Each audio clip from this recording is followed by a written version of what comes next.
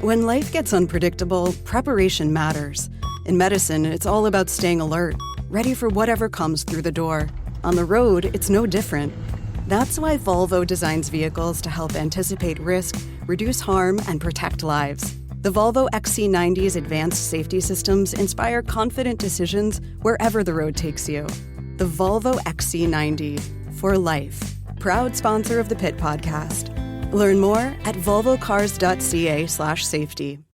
I've been picking on targesine today, but that's just one of at least 100 chemical poisons that our health agencies allow into our children's food. I can make a video just like this to talk about Red 40, BHA, BHD, potassium bromate, chemical after chemical, and on and on and on. If just one of them can cause all of these problems, imagine what they're doing in combination. That has never been studied. If we took all of these chemicals out, our nation would get healthier immediately. We'd have fewer sick days. We'd have better focus. We'd have less anxiety. Our kids would learn more easily. We'd lose weight.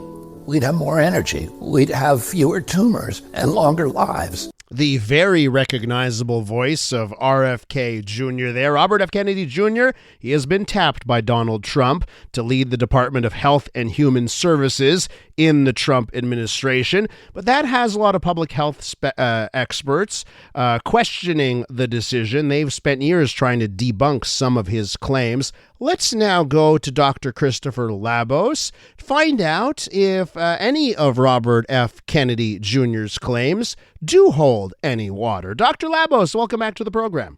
Oh, thank you for having me. So I want to talk really, this segment is about the stuff that's in our food, okay? And he said a whole bunch of things about vaccines. That could be a whole different other segment. But I do want to look at the food stuff in particular. So let's go through this a bit. I want to start off with the seed oil stuff. Right. Because that is a big thing. And it's not just Robert F. Kennedy Jr., I see this nonstop. Instagram, Twitter, X. I see this all the time. People that are adamant that seed oils are bad for you. Yeah. What does the science say?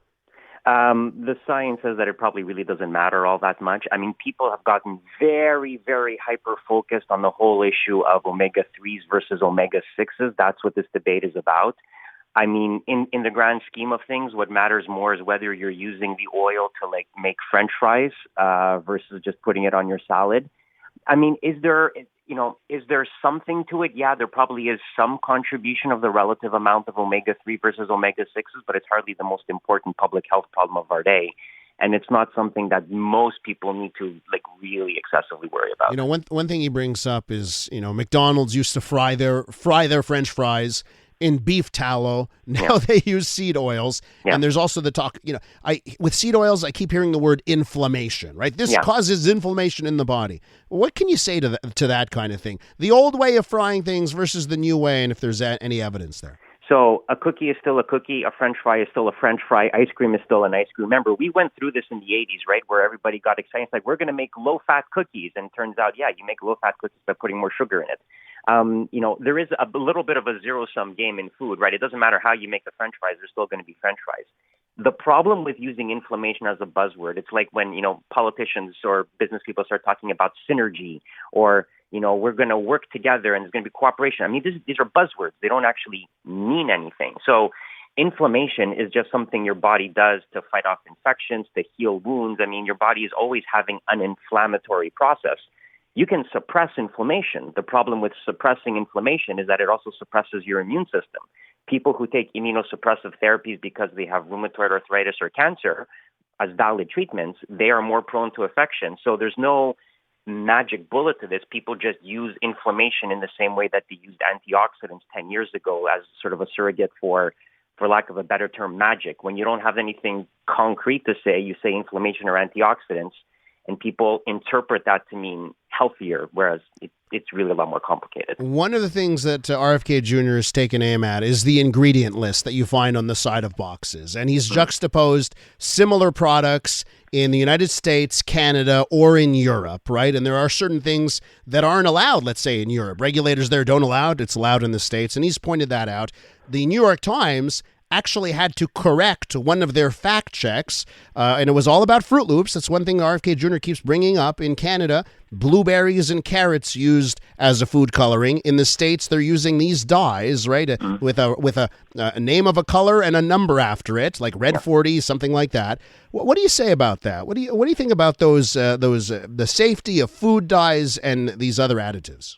Well, here's the thing. If you want to make the argument that children shouldn't be eating Fruit Loops, yeah, there's a good reason why they shouldn't be eating Fruit Loops. There's a lot of sugar in them. With respect to the dyes, I mean, here's the thing. He's trying to pretend like these products have never been studied before. Of course they have. I mean, of course they have. Now, do different countries regulate things differently? Yeah, I mean, they always do that. I mean, there's stuff that's approved in the U.S. and not approved in Europe. There's stuff that is approved in Europe, not approved in the U.S.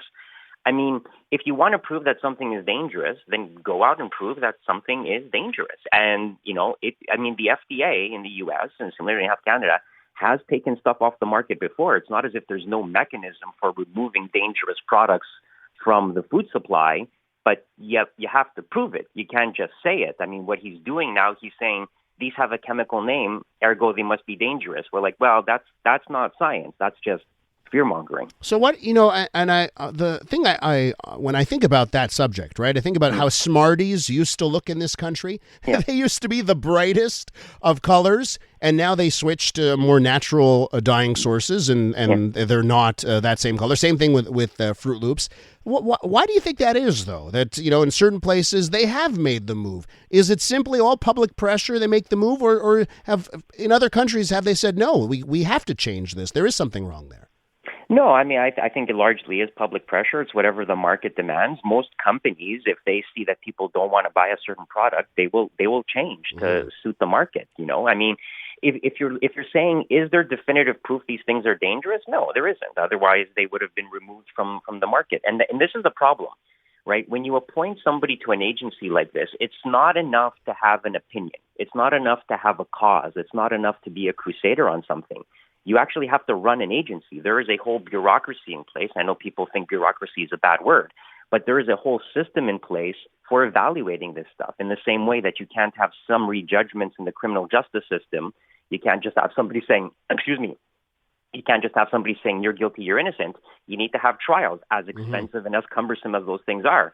If you want to assess that something is dangerous, test it. And to a large degree, these things have been tested before. So you need to have a process in place for approving or disapproving stuff, but that already exists. And this is the problem, is like if you have somebody who is an outsider, as attractive as that may seem on a political campaign, you need to know how a multi-billion-dollar agency works. Otherwise, you're just going to create administrative chaos, and then, nobody wins at that point. I want to talk about ultra-processed foods. RFK Jr. says that ultra-processed foods are driving the obesity epidemic and wants them removed from the school lunch program. Yeah. What do you say to that?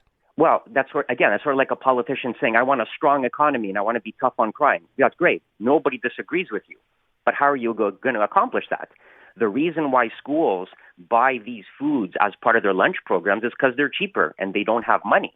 If he came with a plan of how he was going to increase funding to public schools so they could buy the more expensive but healthier options, people would be like, great. But he doesn't have a plan for that. He's the equivalent of an old man yelling at a cloud saying, this is bad for you.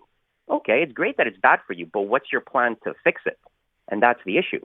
Right? Because if you want to do something, you have to have the money behind you to make that plan happen. And that's what's sort of lacking in anything that anybody has heard so far. Let me ask you before you go, let me ask you about raw milk, because that has also been something. RFK Jr. says he only drinks raw milk. He's against the restrictions against small farmers from selling raw milk. And I do know in some states, I think it was the Amish community in Pennsylvania, they had gotten raided over the last year and a whole bunch of their products were thrown away, disposed of.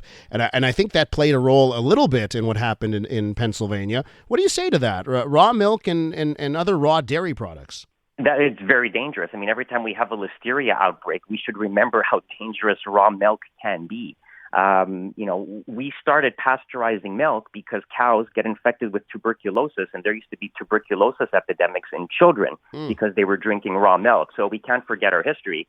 And that's the problem with RFK. People be like, oh, I kind of agree with what he said there. Yeah, but you forget, he also says some pretty, like crazy things that would be extremely dangerous for the population at large. Raw milk is not a good idea. in any way, shape, or form. Can I ask you what you believe is the most dangerous and change my wording if you don't agree with that word, what the most troublesome thing is about RFK and some of his claims? RFK Jr.? Yeah, I mean, certainly. Yeah, the other stuff, like you want to make school lunches healthier, fine. I mean, do that. He doesn't have a plan. Excuse me. The whole dye thing, is it going to make a difference? No, it's not going to make a difference one way or the other. It's just going to create like chaos in the food industry if you have to start changing all the rules and the labelings. But if you start allowing people to drink raw milk, people are going to get sick. We saw this with the avian influenza where the cows that got infected, there were traces of avian influenza in the milk. And a lot of the people who got sick were probably because they were drinking milk from that farm. But you pasteurize it, you kill the avian influenza in the milk. I mean, milk is a way of transmitting disease. That's why we heat it, to kill all the bacteria and viruses that are in there. Dr. Labos, take care of yourself. We'll talk again real soon. Okay, talk to you then. That's Dr. Christopher Labos, regular contributor right here on CJAD.